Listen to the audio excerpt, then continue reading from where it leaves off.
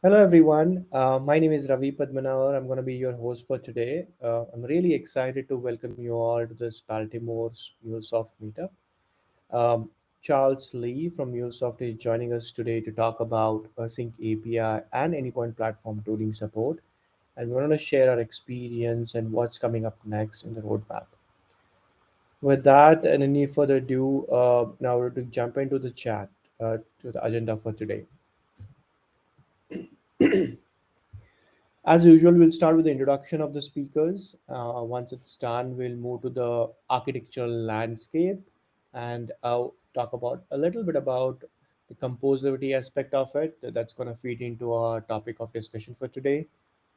Once we are done with that, we will touch base event-driven architecture or EDA as it is known as a very high level. That's not the intention of today's session. We intend to talk more on the introduction to the Async API and then jump into how MuleSoft is supporting that initiative, what it is doing to support that initiative, what does a roadmap look like, so that you have a fair understanding of the benefits and capabilities offered by the Anypoint platform. Once it is done, we'll go through a short demo and that would be presented by Charles. And finally, we'll have a Q&A and a trivia quiz. So let's jump into the agenda items.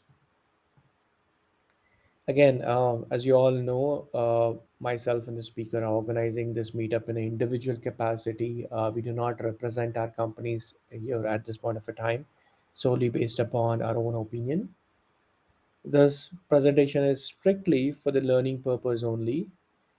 Organization or presenter, we are not responsible that or accountable for that. The same solution would work for your business requirements. It might differ. Please be cognizant about that.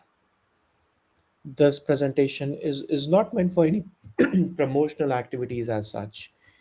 And the most important part is that this meeting is currently being recorded and would be shared on the event page itself so you can visit it on demand. A little bit about myself. My name is Ravi Padmanavar. I'm a customer success strategic advisor here at MuleSoft. I'm a part of a group called as Customer Success Strategy and Architecture. I've around 18 plus years of IT experience, and most of them are in BFSI and healthcare domain. I've been working as a MuleSoft architect for many years now. I've been with the MuleSoft itself for more than 1.5 years. I'm a MuleSoft certified. I'm also a group leader for the finance meetup. Um, I'm based out of Washington, D.C., but currently I'm in India on a personal visit. So I'm taking this call from India, and I really appreciate people joining at this point of a time from across the world, be it India, Indonesia, US, and other locations. I know this was a little odd time for everyone, but I really appreciate you making out time for this call. Over to you, Charles, for your introduction for today. Yeah, it's me. This is my second time joining this kind of a meetup with Ravi. So I'm basically here to help Ravi deliver a demo today. And I'm a strategic advisor as well, just as Ravi. Customer success support and meetups is one of the things that we run. I'm very thrilled that we have people attending from all over the world. That's really excites me. Okay, that's about me. Thank you, Charles. Okay, so any questions or comments, feel free to drop it in the chat. We'll try to address them as and when we get a chance or we have a pause during the session. If not, we have a dedicated session for Q&A and we would be able to pick up your questions and answer them during that point of a time. So let's start with architectural landscape and composability. Now, we all know that no matter how big an enterprise is, the needs, the business needs or the requirements of an enterprise vary drastically. And to meet those specific requirements, not just the functional requirement part of it, but also the non-functional requirement part of it, your architecture team would come up with different patterns and design patterns and solutions for that. It could be an event-driven architecture. It could be a B2B solution for the needs. It could be API management needs, microservices needs, or you're integrating with different SaaS solutions, or you're trying to host your solution in an iPaaS platform, etc. Now, when there would be different teams developing these solutions as well. When we look at these different teams and the solutions being developed, there would be some sort of reuse aspect to it. However, when we talk about integrating these kind of different integration solutions, what we realize is that there are fragmented systems and datas. And because all of these different architectural patterns are fragmented and the data is also fragmented, a lot of hidden vulnerabilities to be found or for these solutions. And these solutions are built for use within those architectural framework or solutions, but not across the different solutions. And because of this reason, the overall reuse aspect has an impact on it. What we really need is a composability aspect of this technical capabilities, and being a fragmented system, it isn't possible with these solutions.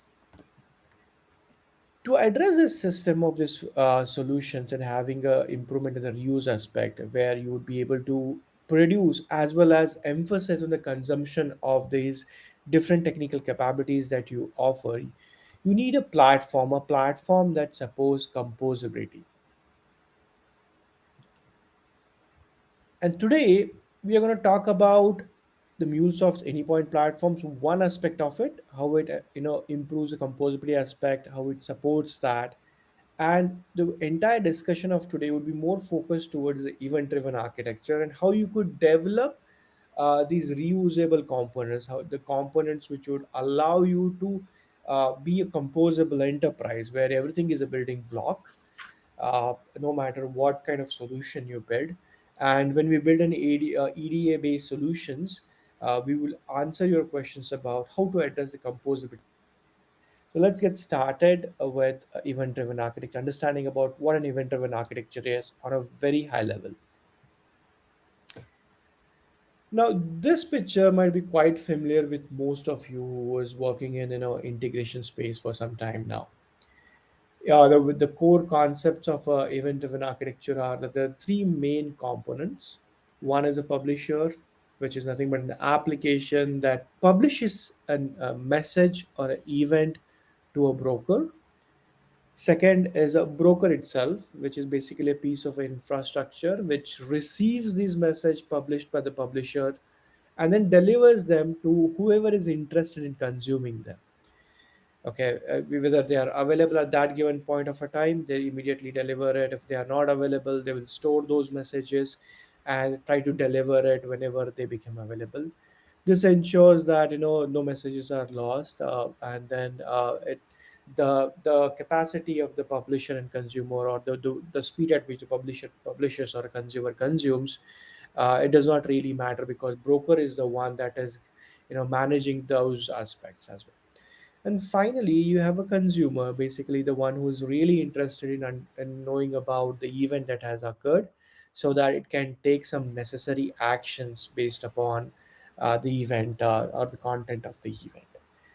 This is what an EDA is in a very very high level, and you must have already not just been aware of the core concept, but also might have used this core concept to build your solutions, and that too using the Anypoint platform itself. What I mean by Anypoint platform is by using the Anypoint Studio and the respective components of the Anypoint Studio. This diagram talks about multiple consumers. It's a pub sub model, to be honest. And in this pub sub model, as you know, there could be multiple subscribers of the particular event. Whoever is interested in consuming that particular event would subscribe and would receive a copy of the same event, and then it can process that particular event according to the need. What I also want to touch base upon a little bit is that even though the event driven architecture and there could be a synchronous communication that's happening over here, You could still emphasize and implement an atomic transactions between that. There are different ways you could do it. Again, you and your team might be already doing it. You might have heard about different patterns and saga patterns, etc. Uh, and that is also one aspect that I want you to be aware of as we go further into Async API and some of the capabilities that we have offered through our different connectors. Now, I really want you to understand the difference between a sync API and the event-driven architecture. I mean, I am sure that you understand that when you talk about a sync API, the communication is synchronous in nature. What it really means is that the requester invokes the endpoints and waits till he get a response. Whereas in async communication, the requester invokes an endpoint and never waits for any response. It's basically called as a fire and forget model. And this is the basic definition of what a sync API is. When you talk about a sync API, it's a REST API, SOAP API, and other different kinds of API that are available. And when you talk about EDA, I'm talking about a async API over here. But what we are really trying to differentiate on this particular slide is with other aspects of these two APIs. For example, when you talk about a sync API, the APIs are very well known and very well understood across the different countries, right? I mean, anyone you talk to in the integration space, he or she might have worked in integration and developing REST APIs, SOAP APIs, understand what a API specification is, and even understands how to create different API specifications. However, when you talk about ED or async APIs, there's a lack of clarity and understanding on how to design these API specifications itself. Second difference is that the API specifications are very well defined for a sync API. We know about WSDL, we know about WADL, we know how to design API specification in RAML or Swagger, or now as it is known as OAS specification. On the async side, we have very, very minimal standards on how to write these specifications. And that was major challenges as well. How would you create something that whose specification or who anyone can easily understand what is the intention of that particular component or API as such, what it is really doing, what it needs. Basically, it was very tough to understand a specification around that API. And finally, but also most important, there's a lot of tooling support to quickly generate client and reference code for a sync API. Now you know very well that based upon RAML specification itself or OA specifications, we could easily create a easily understandable documentation out of that. We can also generate code, client code based on that, so it makes it very very easy for a client applications to quickly start consuming those APIs instead of figuring out, oh, how do I consume this API, what does this particular section means, right? um, the community has come up so strong on Sync API that all these tools support generating a client and reference code. When you look at the async as APIs, there's a very very minimal tooling or a lack of support from an ecosystem that made it very very tough for the event driven architecture to be implemented, and also very tough to make it easy in with respect to design and development of it, right? So why are we talking about this? Well, I want you to understand that when we talk about event driven architecture, it's not a new concept as such. You already used it, but there are a lot of challenges that have been faced which may made the adoption of it very very tough. Even more than 2 decades, you would see that people will hesitate about going for this unless and until they're absolutely sure of what they are doing, how they are doing, and they're okay with the pace at which they are going ahead with it. Now, with that, let's get into what a async API is and how it is trying to address some of the challenges that we saw on the previous page. First of all, I want you to understand that the async API is nothing but an initiative. It's an open source initiative. It could have started long back, but it's predominantly active from 2019. And the primary goal of this initiative is to improve the current state of the event driven architecture.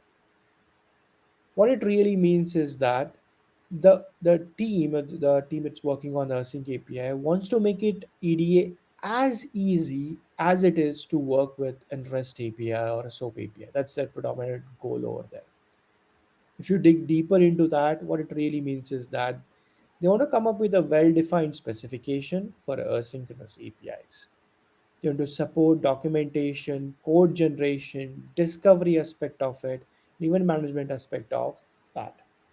Also, they want to apply various processes to the asynchronous API like we do for the REST APIs.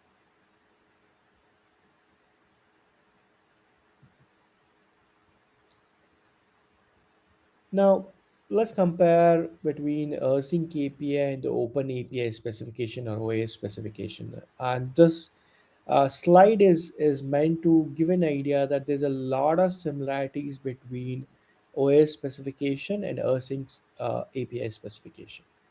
The most important point is that Async API started as an adaptation of the OAS itself. So that gives an idea that it would have a lot of similarities in it. The intention is to leverage some of the reuse aspect of it between two specifications. It's not just the reuse between an OAS specification for various API specification that you develop, but if you develop a async API specification and you have OAS specification, let's say REST API specification developed in OAS, there would be a lot of reuse between them as well. When you talk about different schemas, yes, schemas could be reused across the async API and OS API specifications. Now, async API and OAS are very, very similar in how the specification is developed.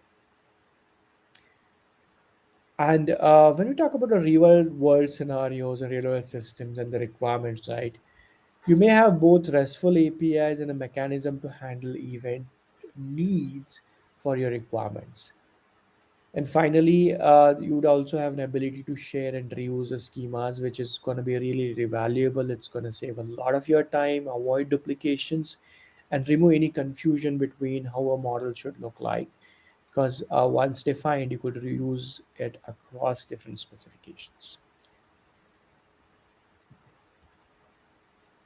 This slide is meant to give you just a graphical representation of the similarities between OpenAPI 3.0 specification and Async API 2.0 specification. Please note that Async API has reached now to specification 2.4, but this slide just highlights the 2.0 version of it, and that's what is being currently supported by Reborn platform. As you see on this screen over here, you'd see a lot of similar components that you could easily relate to if you have worked for any of the Open API specification or even REST RAML specification for that matter. Like you have a request, response, you have summary information, talks about some of the operations. On REST side, you have get, put, post. On the async side, we have operation called as publish and subscribe because you're trying to deal with the event, and that those are the different operations that would support. Also, you would have a schema on the async API side, the parameters, correlation ID to track between the different messages. You could also define some traits. Again, this is not meant to go into the details of any of those components or elements of the specification. This is just meant to give an idea that there's a lot of similarities, and that's where the reuse would come from. Okay, this is one of the sample Sync API specification. We would be going through a demo from Charles on a Sync API specification. He would go into an example of it and into the details of it. This is just meant to give an idea of what is coming up next. And when you look at this specification, right, whether you have any knowledge of Async API prior to this call, you'd still be able to relate to what it might mean with respect to what has been going to be developed, right? If you look at it, it says, first line says Async API is supporting a version 2.0. Info title version talks about what kind of application has been built. Production talks about the different URL, the broker URL, and the protocol that is being supported. It's a AMQP protocol or it's MQ protocol, or in different protocols that is being supported. Channel also talks about what kind of message is being received for a hello channel, and what's the pattern for the responses or the activities that's been done, the payload itself, and it talks about that and much more. So as this async API specification is yeah, this is a YAML based specification, right? You could easily understand it. As you are familiar with OAS YAML based specification, you would be also familiar with.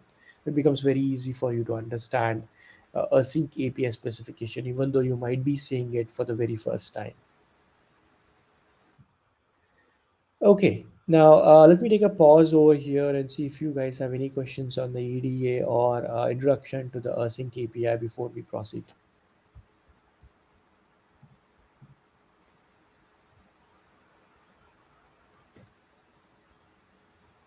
And again, we talk about EDA. Those are all basic concepts. As I said earlier, you might be already using it as one of the solutions, solutioning your problems. You might be leveraging different components as well. Queue listeners, it could be ActiveMQ, RabbitMQ, Azure Service Bus, or whatever queue has been used in your organization. You'll be building your solutions to listen to the messages of the queue. It could be SQS as well, Anypoint, MQ, etc. And though you'll be listening to those messages through the components offered by Anypoint Studio, and then you'll be doing the processing. We're already doing this. This is not new with respect to what an EDA is. And when you talk about Async API, it's an initiative to make things better for the EDA. That's the crux of the prior two sessions that we discussed. I'm not seeing any questions so far, so I'll proceed further. And then at the end, if you have still questions, we can take it up at that point of time. Now, this section is really important. This talks about the support from an Anypoint platform for these async APIs which are still being developed. Now, there are various kinds of needs in an organization. So we have already talked about those. You already know that MuleSoft, even though started with supporting REST specification through RAML, it supports OAS 2.0, OAS 3.0 now. You must be already aware that to meet the GraphQL needs, now we have Anypoint data graph as well to support those needs. And now MuleSoft has also come up to support the Async API needs for that. So the API specification that have been developed using the API initiative or that specification, right? That needs to be embedded in our Anypoint platform, so it becomes easy for you to take that specification right now from the designing aspect of it to development aspect, right? Support from the tools that have been provided by Anypoint platform, and that's what MuleSoft is currently doing on that.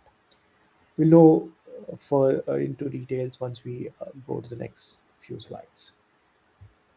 So, what are we doing as of now, and what is on the roadmap is what this particular slide talks about. At this point of a time, you would be able to document, discover, and reuse async APIs. The first column, what you see on the left hand side, talks about the documentation and discovery. What it says is that right now, there's a support for Async API version 2.0 in API Designer and Exchange. And this particular capability is currently GA. It's generally available. You can go into your account of Anypoint platform. You want to create a new Async API specification, you can do that in API Designer, and you can also publish that API specification to an exchange. This is currently available for you to explore and use for your requirements. The second column, what you see is that we have made the application design very easy, and it's gonna also improve the time to market because it's gonna be fast as well. In this roadmap, in this phase, you'd be able to discover and reuse some of the pub sub connectors. We'll dig into what it really means, but if you're familiar with the REST connector that could be created for your own API specification, it would be very similar to that for an async API. And this particular phase is in the roadmap right now. MuleSoft team is actively working on this to be a GA. We'll have more information on when it is getting released on the MuleSoft documentation page and with the various different conferences that happen. Please look out for notification on this one. The third phase is where you'll be able to manage these particular, async API. You publish and subscribe them, govern them, and monitor them as across the different transports. Let's say MQP transport, or it could be a JMS, or it could be your Anypoint MQ itself, and also manage them as you manage a REST API. And when you talk about managing a REST API, what comes to our mind is our API management tools, be it any tool that you have used in your organization. It could be your API manager from any one platform itself, or Azure's API management, or SQS's, AWS's gateway API, gateway, etc. Whatever you say, this is gonna be a tool very similar to that, which would provide a lot of policies out of the box for you to manage async API. So that's really fantastic in with respect to what is coming up from MuleSoft in the near future. Any questions on this?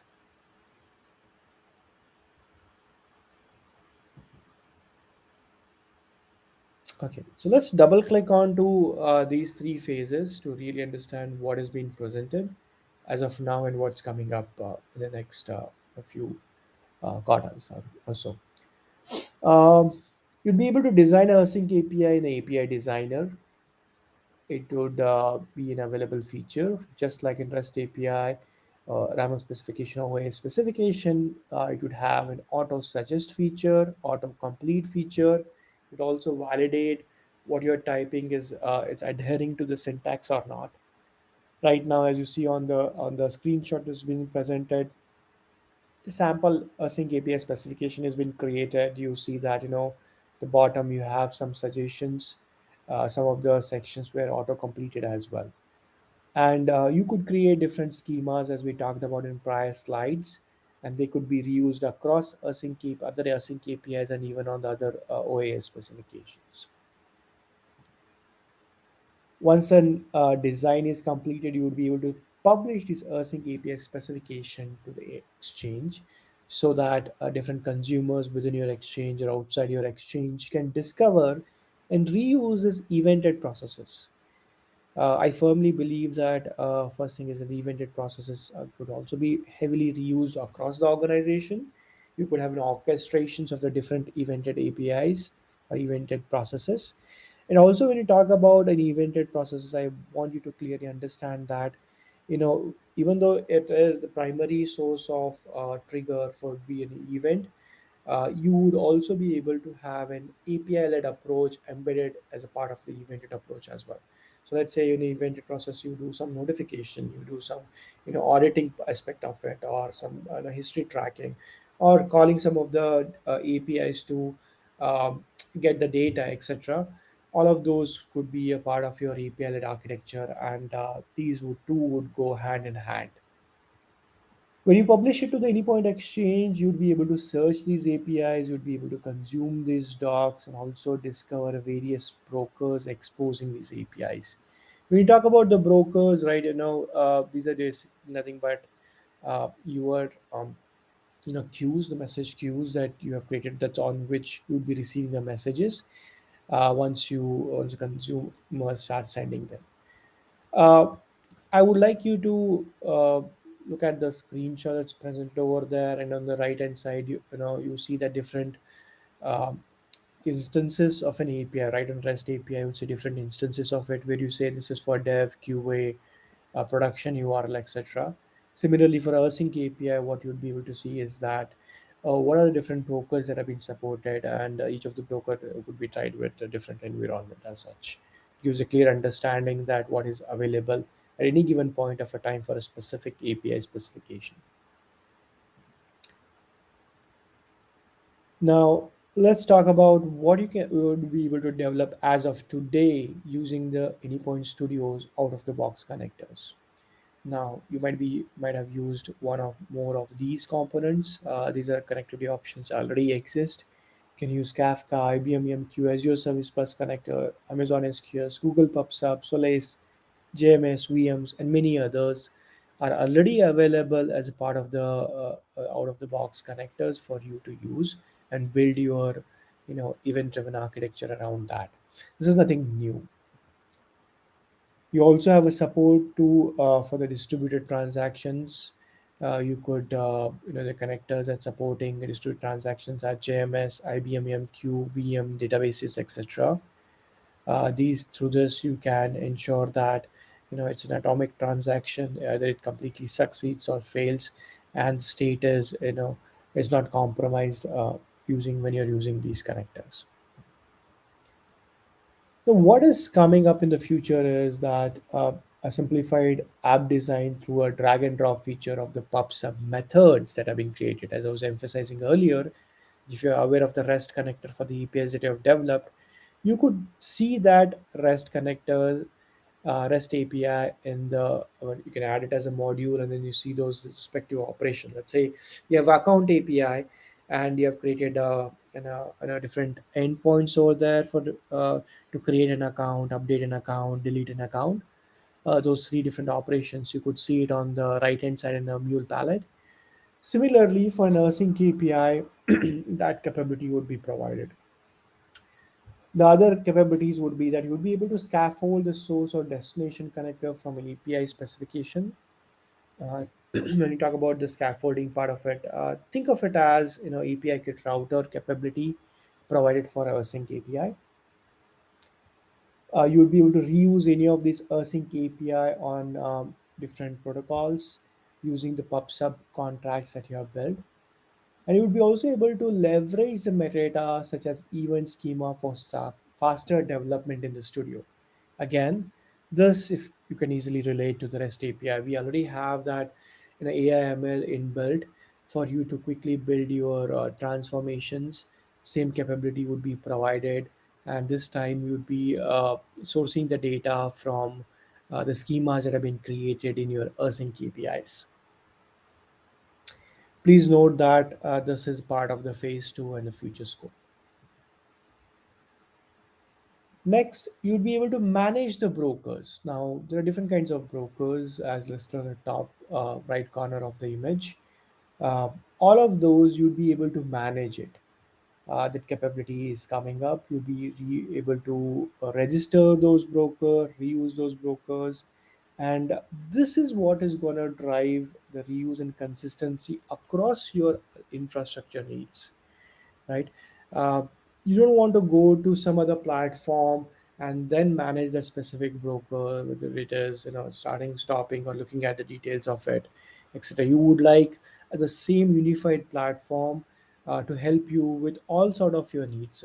If you recollect the prior slide that we talked about on the composability aspect, that there are different architectural patterns that have been supported, and you don't want disparate solutions in your organization. You don't want multiple different technical teams working on those different solutions. It becomes really really tough. What you really want is a single team, a single platform that has all these capabilities, and you can quickly develop and meet the business needs, as we really know that the business demands are very tough to meet these days within the prescribed timelines, and even the needs change so fast.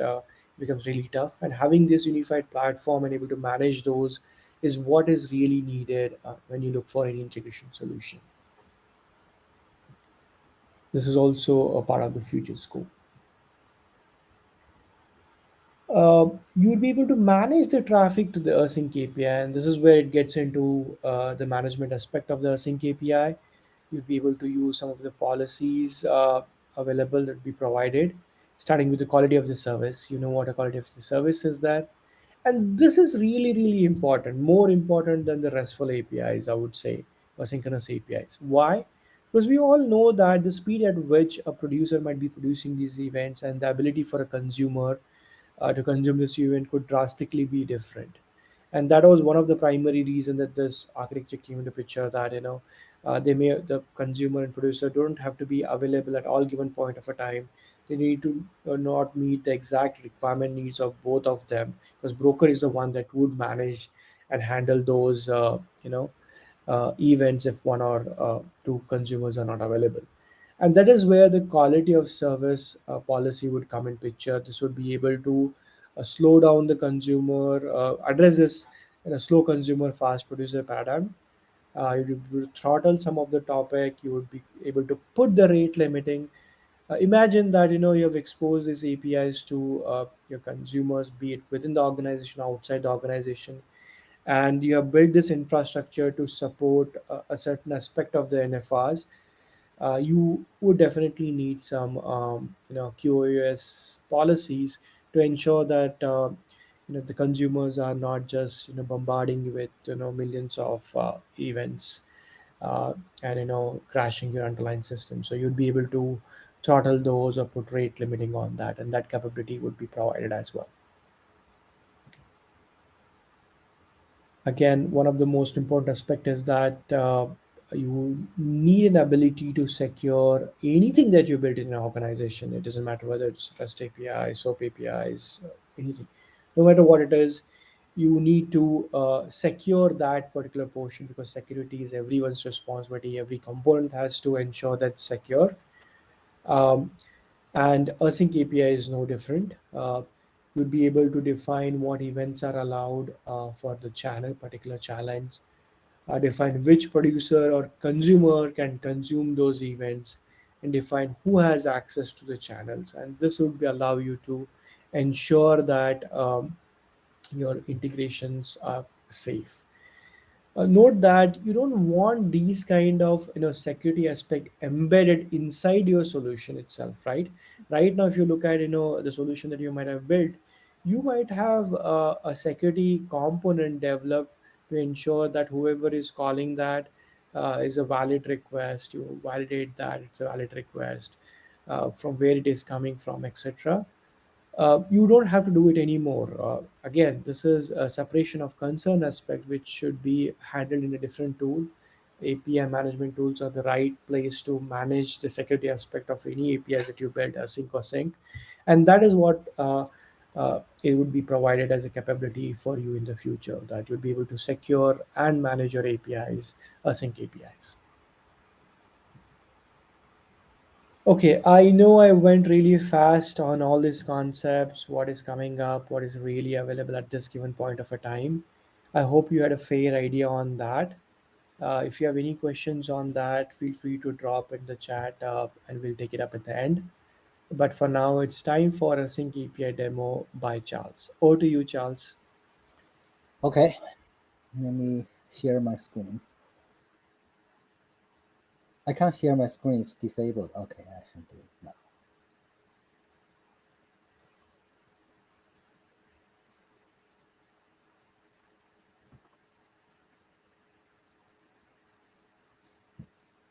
Can you see it? It's big enough or too small or too big? Yes, we can see it, Charles. Okay. So this is our MuleSoft Anypoint platform design center. That's you probably already know that this is where you can create your REST API specifications. And we just added this feature at Rave said this is in general availability, so it's live. You can create a Sync API using the design center, and you can publish to the exchange. So you can search for it, people can view it, you can share with it. That's what I'm going to demo today. I will not go into the studio, which is not public available at this moment, even though Ravi showed you a little bit about it, but the future releases. So having that said, we'll just try to create one. Stop me anytime if you have any questions. So I clicked on the create new, and you notice that in the drop-down menu, we have all these kinds of API specification we support, and there's a new one called the new Async API. So you click on that, then give it a name. Let's say called Meetup Meetup API. How about that? So for the dropdown, of course, we're using you can use JSON, but since we're a big fan of YAML, so I'm going to stick with YAML, and it's easier, simpler. So that's the two languages we support. And after that, it just create the API.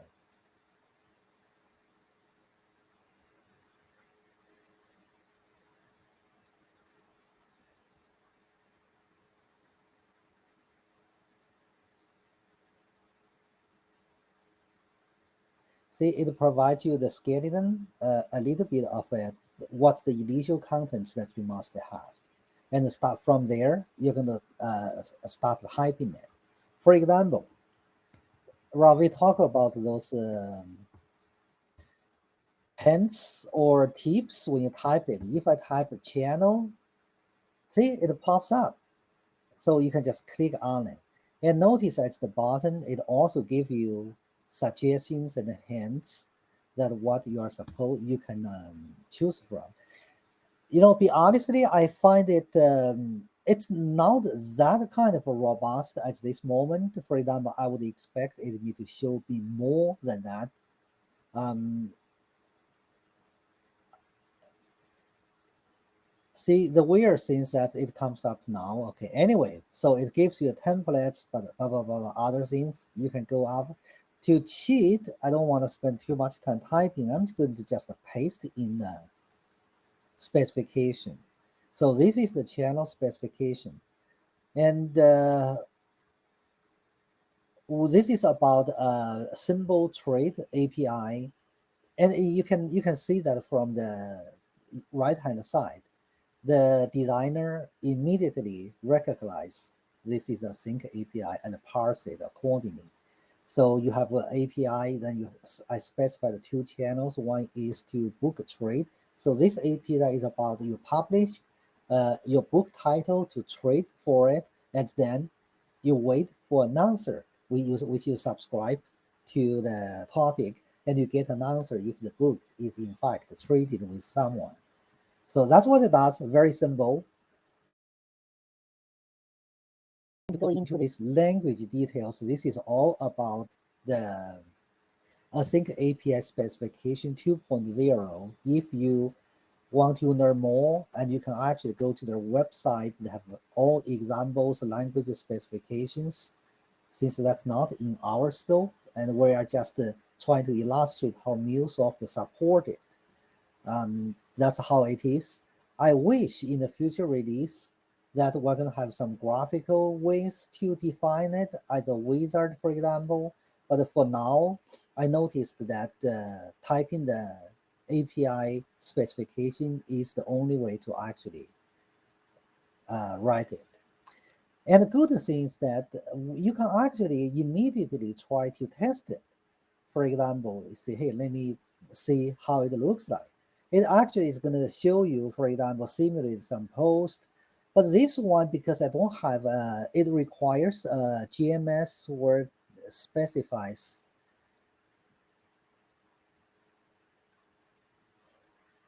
Okay, I might be able to use our mock server.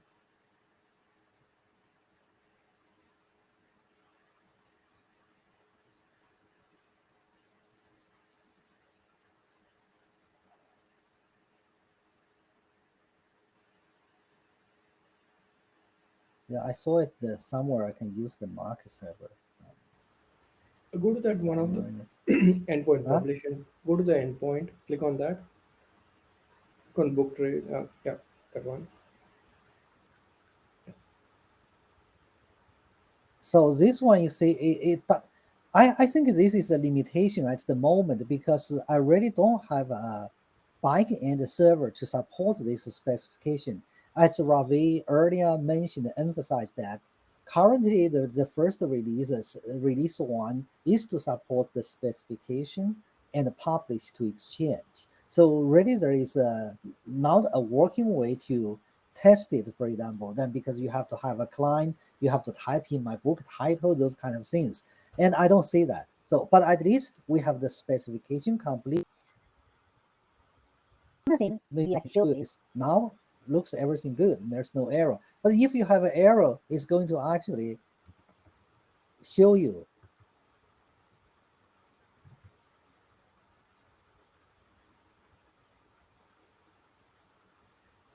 I do get some other things that when I type wrong, it gives me arrow highlighted, but this way it doesn't. So I guess my expectation is a little bit high. But Yep. after that, you can publish to Exchange. And before we go over the team, I would like to emphasize Yeah. the point that when we are defining the channel in the earlier screen, channel is something that you define. You have to give a name to the channel, and then you would be able to see the auto suggest feature. Like here, Charles has done it on the line number 7, the book trade, right? Book trade is nothing but a place where you'd be able to receive the messages. It could be based upon your requirement. Once you have defined the channel, this is where publisher will be publishing it. You would have a publish and consume as two of the operations, as we talked about earlier. You would be familiar with get, post, delete, trace, etc. In our sync space, it's a publish and subscribe for that particular channel. And as you see from line number 10 onwards, right, that talks about what is the message that's going to be published at that particular channel, so that anyone who listens to the channel would be able to subscribe to that later on. And again, that channels, you would have a security around those channels as well, like who can access the channel, who cannot. At this point of a time, line number 10 onwards to line number 28 talks about the schema over here. And as you look at the schema, right, it's just nothing but an object where there are different properties like trade ID, symbol, type, amount, etc. They have the same data types, so like what you define in the RAML specification. Now, this particular object is what could be reusable across the specification, not just API specification, but also in your OAS specification. And that's where the reuse would come from. We, an architects and all the people would be defining the object models in the beginning, the domain models, we would like to call it as.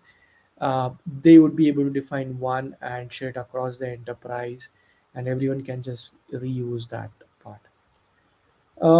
As Charles was saying earlier, right? Once we have a capability to manage the broker, add and manage the brokers, we expect to see some more enhancement on this side, especially with respect to the mocking. Be able to see some of the servers over there, and you publish to that, and get it. But again, remember that these are all asynchronous communications. What you really need is an acknowledgement itself. So even if it's a mock service, it's not much to be done. There is no response body like what you say in asynchronous APIs. I need you to be aware of that. But there will be a different capabilities that be created in the future releases, which are needed for the EDA architecture. Okay, over to you, Charles. Okay. So since Ravi talked about it, I also want to. I said that I mean it's not. I didn't try to make it in scope about the introduction of the Async API 2.0 specification. This way, which I put in the message, the payload. You see, I defined the payload directly inside this block, but actually in the specification of async API, you can define in different blocks. For example, schema in separate sections, or components which you define security schemes, schemas, and also other bindings in those blocks, but you can just reference them in your main body. So that's another way to modularize the specification. You can reuse some of the blocks rather than you have to type in. And I was trying to make it simple, so this it just define them directly within the payload, so it's acceptable. But in real life, you might want to extract them and make them a separate section so you can use in multiple places. Having that said, let's try to publish.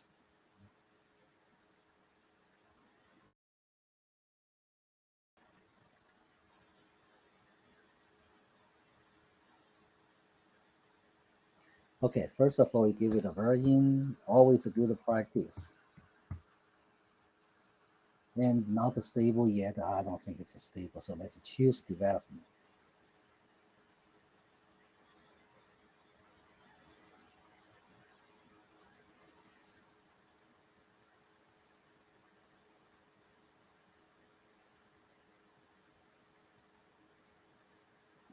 Successful. So once it's published successful, we can go to Exchange. What I want to show you is that you can search for it. We call what did we call the Meetup API. Here we go. See, we got it. So somebody, if they're trying to discover it, they can search in the Exchange. They can click on it and to see the APIs. And on the left, you could explore those channels. So there's the trade method, there's a trade result method. You click on it, you can see the overview of it, and you can actually try to publish. As I said, it doesn't do much at this point. It just gave me some dummy data types kind of things, but at least you can see that the API is published and people can navigate, search for it, and can even try out. Once you have a backend to support the servers, then it can be fully functional. I need to find out if our market server can actually support the Async API at this moment. It's a little bit different. I tried it, but I didn't find a way to make it work. That would be the demo. Any questions? Hi, Charles. I have a question. Actually, in your specs, I saw that you created a book trade as the Yeah. publish, but in your exchange, it is showing trade. Oh, it is changed. Okay, okay. I think you copied the code and then you pasted, so the book trade changed to trade. Because when Yeah, Rave was talking about it, one is the trade. So I retyped it into just the trade, so it reflected. See, originally it was trade book trade, yeah, book trade, correct. trade results. Yeah, Yeah, true. I changed it while I was talking. I said, hey, let's do something different.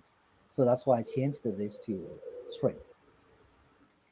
Sure, thanks. And in the spec that Ravi just showed, it there was something called server before the channels.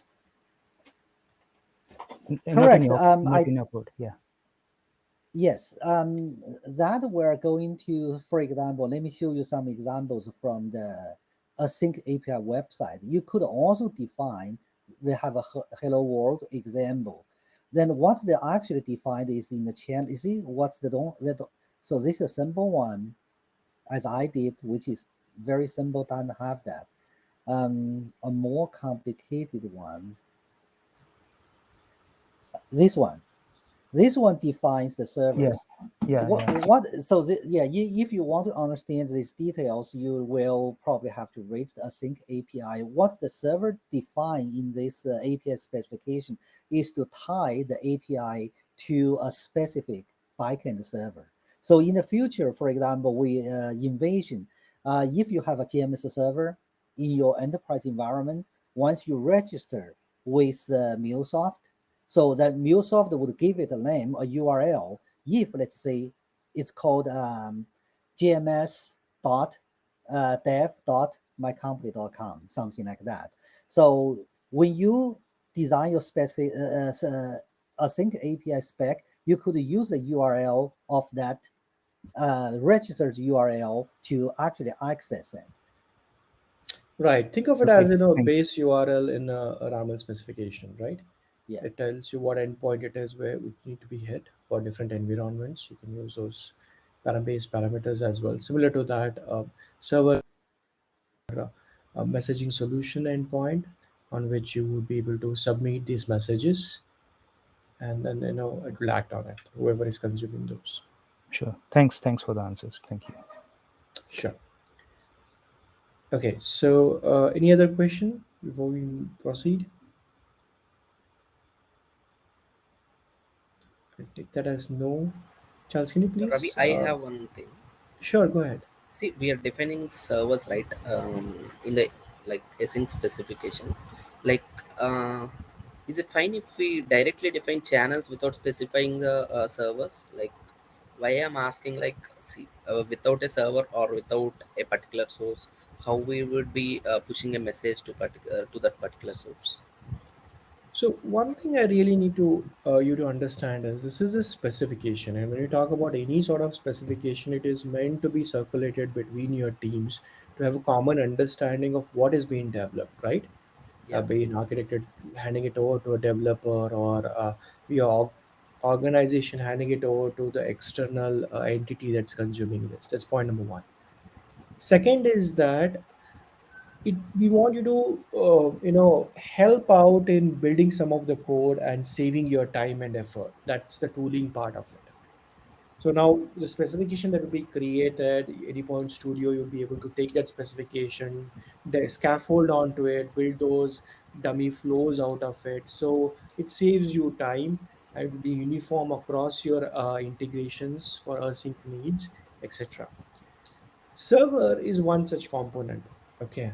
As you also know for RAML specification, right? The base URL doesn't have any impact on what code you develop.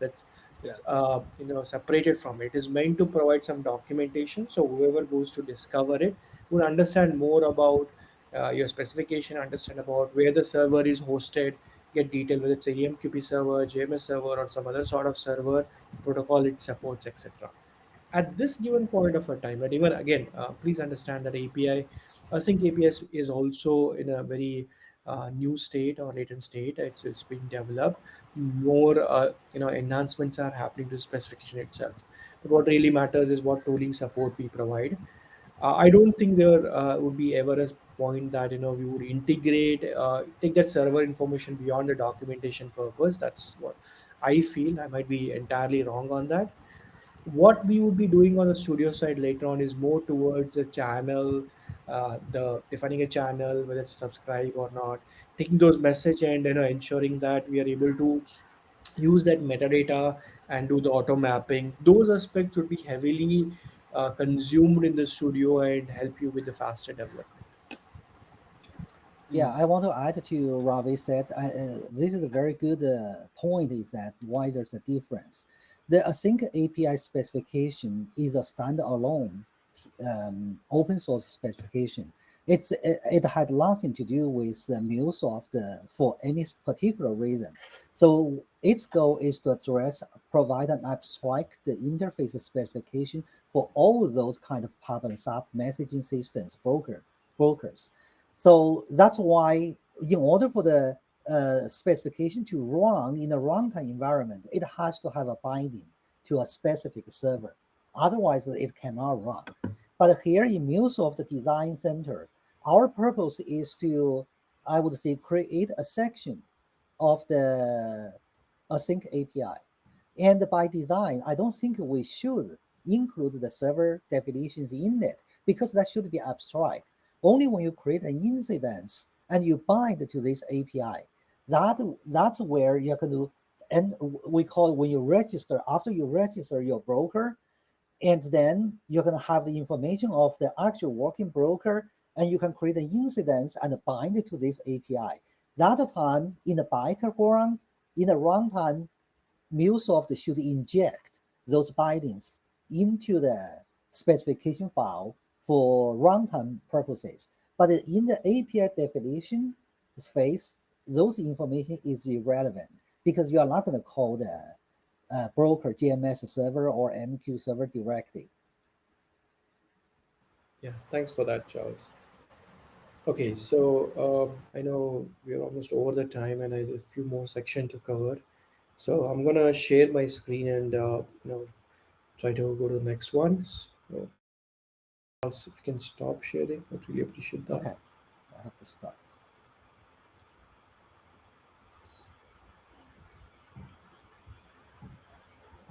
Okay, I'll take one last question from Venkat. Which broker environment is used for mocking service? Again, Venkat, as we said earlier, right now it's for the documentation purpose itself. There's more to come on with the brokers that you could add. and the capabilities associated with what you could do with respect to the broker, and how you can differentiate between the different environments as well that's coming up. Please watch out for the release notes on that.